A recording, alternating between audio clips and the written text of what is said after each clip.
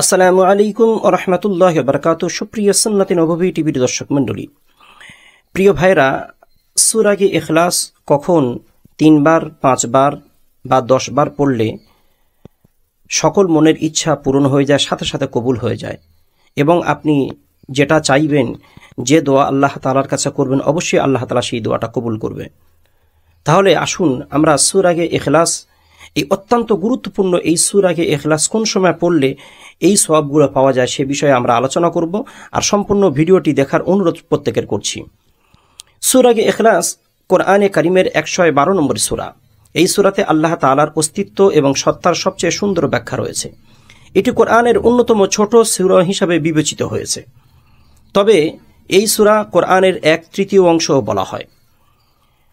সূরা ইখলাস, ইখলাস কথার অর্থ গভীর অনুরাগ, একানিষ্ঠতা, নিরাট বিশ্বাস, খাঁটি অনুগত্য, শিরিক থেকে মুক্ত হয়ে তাওহীদ বা আল্লাহর দিকে রুজু হওয়া, খাঁটি ও নিরাট বিশ্বাসী হওয়াকে ইখলাস বলা হয়। এই সূরা ইখলাস এটি আল্লাহ তাআলার বিশেষ একটি সূরা। সূরা ইখলাস অবতীর্ণ হওয়ার সময়সীমা।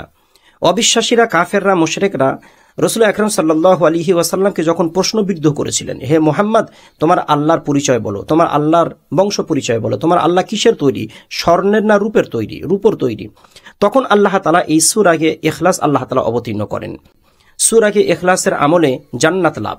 সূরা ইখলাস যিনি ভালোবাসেন তিনি জান্নাতে যাবেন। হাদিসে এসেছে, জৈনক একজন সাহাবী আল্লাহ রাসূল মুহাম্মদ রাসূলুল্লাহ সাল্লাল্লাহু আলাইহি ওয়াসাল্লামের কাছে আসলেন, এসে বললেন, ইয়া রাসূলুল্লাহ, আমি এই সূরাকে অত্যন্ত ভালোবাসি। রাসূল আকরাম সাল্লাল্লাহু আলাইহি সাল্লাম বললেন, এই ইখলাসের প্রতি ভালোবাসা তোমাকে জান্নাতে দাখিল করবে। অর্থাৎ এই সূরা কেউ যদি আমল করে সে অবশ্যই জান্নাতে যাবে। এই সূরাটি অত্যন্ত ছোট হওয়ার কারণে আমাদের মধ্যে অনেকেই আমরা কোরআন হয়তো বা পড়তে পারি নাই, কোরআন জানি না, কিন্তু শুনে শুনে এই সূরাটা ছোট হওয়ার কারণে আমাদের মুখস্থ আছে। বিশেষ করে আমাদের মা বোনদের মধ্যে, আমাদের ছোট্ট ছোট্ট সোনামণিদের মধ্যে, প্রত্যেকের মধ্যে এই সূরাটা শুনে শুনে প্রত্যেকের মুখস্থ আছে। আমরা চাইলে অবশ্যই এই সূরাটি আমরা আমল বা ইবাদত করতে পারবো ইনশাআল্লাহ। সূরা ইখলাসের ফজিলত কোরআনে 1/3 অংশ এসেছে।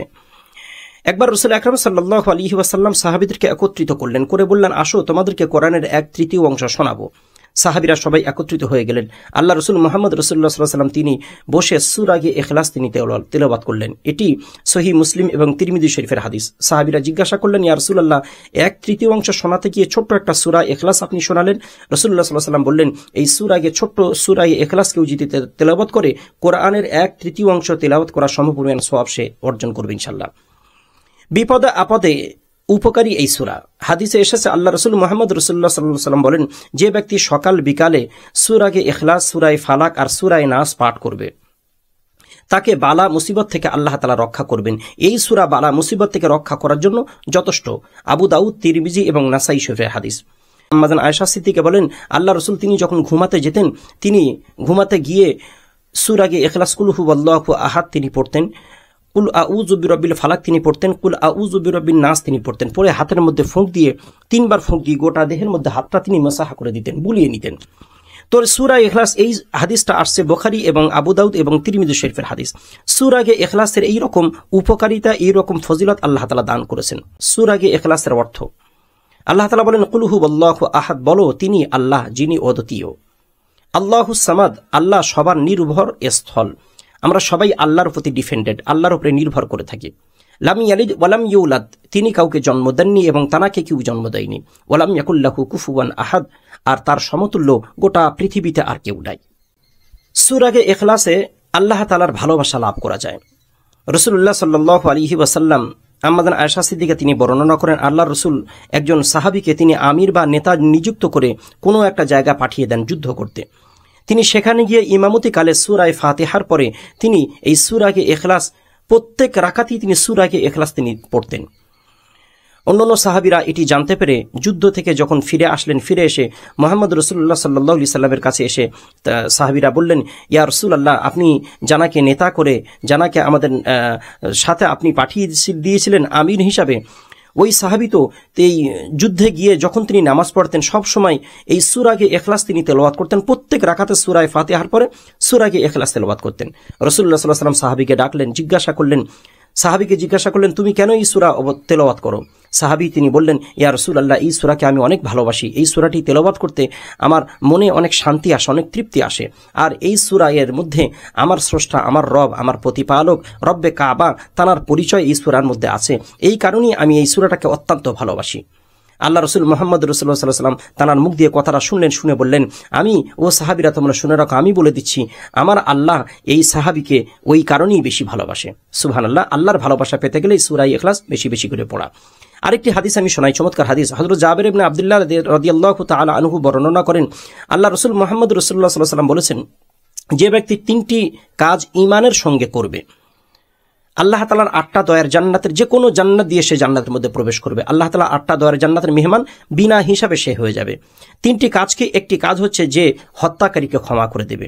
দ্বিতীয় কাজ, যে ব্যক্তি গোপনে ঋণ পরিশোধ করবে, তার যে করজ বা ঋণ আদেশ আছে গোপনে সেটি পরিশোধ করবে। তৃতীয়, যে ব্যক্তি প্রত্যেক ফরজ নামাজের পরে 10 বার সূরা ইখলাস তেলাওয়াত করবে। আল্লাহ রাসূল সাল্লাল্লাহু আলাইহি সাল্লাম বলেন, আল্লাহ তাআলা তাকে বিনা হিসাবে জান্নাত দান করবেন। শুধু জান্নাত নয়, 8টা জান্নাতের যে কোনো জান্নাত দিয়ে সে সেই জান্নাতের মধ্যে প্রবেশ করবে। আমার প্রিয় ভাইরা, দর্শক ভাইরা, এখন আমরা বলবো সূরা ইখলাস কখন 3 বার, 5 বার, 10 বার পড়লে সাথে সাথে ফল পাবেন 100% এবং আপনার মনের সকল আশা আল্লাহ তাআলা পুরো করবেন। তাহলে আসুন শুনি। সূরা ইখলাস ভালো করে মন দিয়ে শুনবেন। জুমার দিনে আসরের পর থেকে মাগরিবের আগ পর্যন্ত সূরা ইখলাস আপনি বসে বসে 3 বার, 5 বার কিংবা 10 বার আপনি পড়বেন। এ পড়ার পূর্বে আপনি কয়েকবার দুরূদ শরীফ পড়ে নেবেন এবং পড়ার পরে কয়েকবার দুরূদ শরীফ পড়বেন। আর এই সূরা ইখলাস যখন আপনি পড়বেন 3 বার, 5 বার কিংবা 10 বার যখন পড়বেন, তখন হাত তুলে দোয়া আলাদাভাবে করতে লাগবে না। যখন আপনি সূরা ইখলাস যখন পড়বেন, তেলাওয়াত করবেন, সেই সময় আপনি মনে মনে আপনার মনের যে ইচ্ছা, মনের যে চাহিদা, মনস্কামনা, মনের যে ব্যথা বেদনা, মনের যে ক্লেশ, মনের যে অভাব অনটন যেটি আপনার কাছে আছে, যে কারণেই আপনি এই আমলটা করছেন, ওইটি শুধু মনে মনে আপনি ভাববেন যে আল্লাহ, আমি তো ইখলাস পড়ছি কিন্তু আমি বড় অভাবী, আমার দারিদ্রতাকে আপনি দূর করে দেন।